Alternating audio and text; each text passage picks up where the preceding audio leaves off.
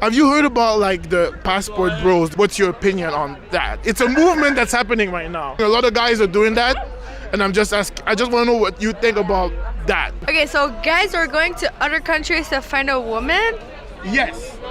It's not in a creepy way, you know? It's like he doesn't like the mentality of North America. You know, the money, the hustle, the bustle. I do understand. I guess it's fine. Well, if you don't want a North American woman, it's okay. Not all North American women are like you.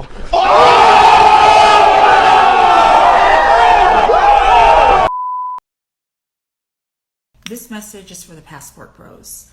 I was talking to my mother the other night, and I was explaining to her what the movement was about. She had never heard of it.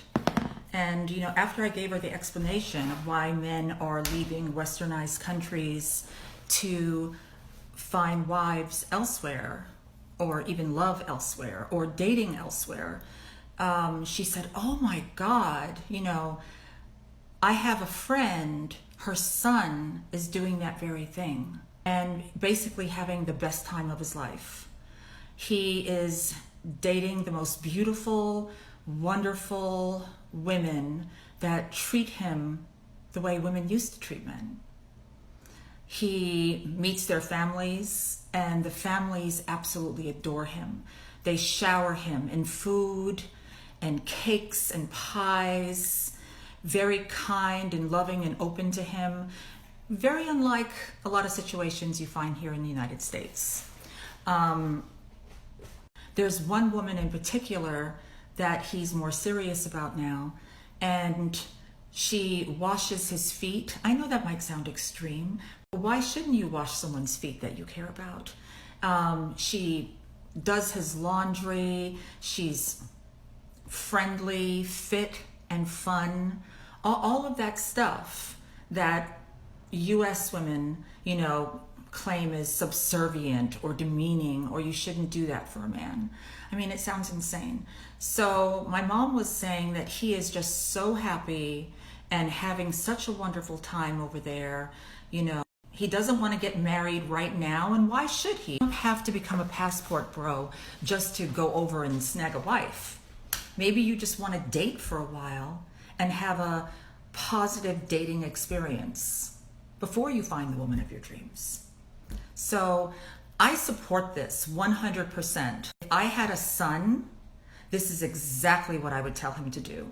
I would encourage him to do some type of profession where it could be done remotely and you can travel anywhere in the world with your computer and make money.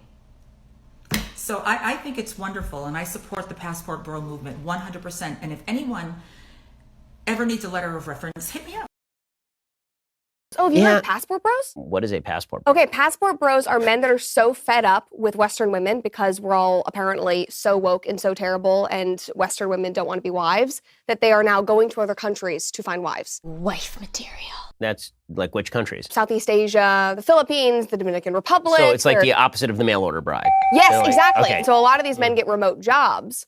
And so they go there and they live in these countries, and then they meet these women. And then women in the Western world, specifically the United States, are so pissed off about it. And they're like, you're going to all these countries where these women don't even know how to speak English. They can't even read. They're so uneducated. And then the men like film themselves with these women and like show themselves on dates. And the women are so elegant and they're so well spoken and they're so traditional. And they're like, look at these women. Yeah, passport bros. Because Western women are so bad. Did not know about that. Yeah.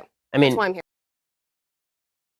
Many women are jumping on the passport bro bandwagon, causing dating matchmakers to throw in the towel and marriage rates to plummet. It seems they've had an epiphany that maybe, just maybe, they're the root of the problem. Shocking, considering how difficult it is for women to admit they might be accountable for something. Men who've clocked onto the struggles of modern women are jetting off to find relationships with traditional women abroad. Instead of hanging with the bros, they're chasing after women who actually embrace their femininity. While feminism loves to bash masculinity as toxic, some argue it's more about feminists being scared than anything else. Critics point out that feminism has emasculated men, pressuring them to adopt more feminine traits. And guess what? In the process, it's been accused of stripping away femininity from women, making them more masculine. Irony, Anyone? Certain Western women opt to mock men exploring the world and meeting exceptional women, rather than admitting they want men to fund their own adventures to find better partners. They see it as a threat to their belief that they deserve the world. Instead of working on themselves, some women would rather mistreat the men who haven't left them yet, failing to grasp their own role in the issue. In some cases, Western women are seen as opportunistic, openly admitting they'll stick with their partner until someone hotter or wealthier comes along. Men are often seen as mere stepping stones in their bigger plans. There are countless instances of women leaving for supposedly better prospects, only to come crawling back when their plans fall apart. Statistics reveal that only a small percentage of the dating scene in the United States meets specific criteria for women aged 18, 30, making it even harder to find a suitable partner. The passport bro trend emerges as a response to the ruthless dating scene in certain areas, with men seeking places where dating is perceived to be less cutthroat, a strategy rooted in basic economic principles. It's just pragmatic for guys to look into dating overseas. Otherwise, you're stuck fishing in the shallowest of ponds for women who barely pass muster. I dove headfirst into the passport bro lifestyle when I was on the East Coast and dated a Ukrainian woman who had been studying in the US for 5 years. The difference between her and the local women was like comparing an Olympian to a weekend warrior. She was incredibly intelligent, well-versed in global politics, well-traveled despite having less money, multilingual, a wizard in the kitchen and around the house, and just plain sweet. Our relationship was smoother than a fresh jar of peanut butter, with only a few minor hiccups. And she wasn't even an outlier. When I visited Ukraine before the war, I found that the average women there were on par with some of the best here. She eagerly shared how guys in Eastern Europe often mistreat women, taking them for granted and cheating at the drop of a hat. My Kazakh buddies in our circle corroborated this, noting my exceptional treatment of her. Many guys are clueless about what they're missing. These women genuinely appreciate being with a Western guy who values their efforts instead of being a jerk. However, it's important to understand that expectations shouldn't be strictly 50-50.